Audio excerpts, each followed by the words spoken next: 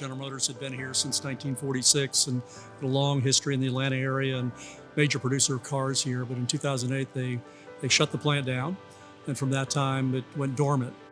And it was really a big impact to the city of Doraville, as you can imagine, the economics that came behind the plant, and not only the taxes being paid, but the workers that were here, that essentially they were gone. And you can think about the ancillary businesses that were affected, from sandwich shops to place of haircut, whatever, you name it, all the things that the plant employees that lived around this area now started to have. So that had a big impact on the city itself, and they had to kind of figure out a way to go forward.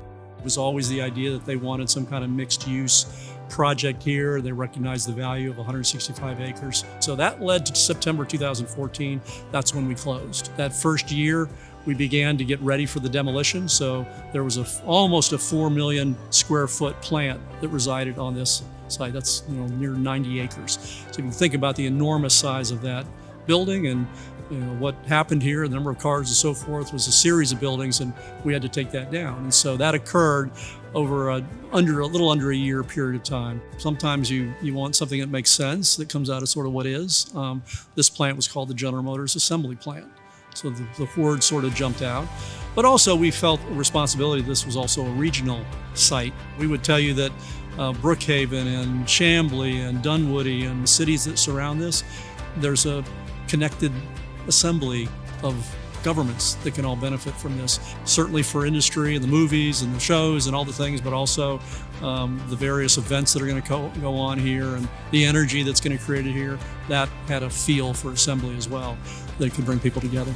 This is a master plan project. So at 165 acres of significant density and multiple uses and so forth, it's always been thought about as a location that a major company could come relocate to. So Third Rail Studios, that's here on site, was the first one that came about. Also the car dealerships, which were basically sold off early on, and they created those up front. Then the other major event was sort of Simmons relocated their national headquarters here. We were getting ready to put in apartments and housing and so forth. And of course, it took us through the pandemic. We had multiple projects getting started in March of last year.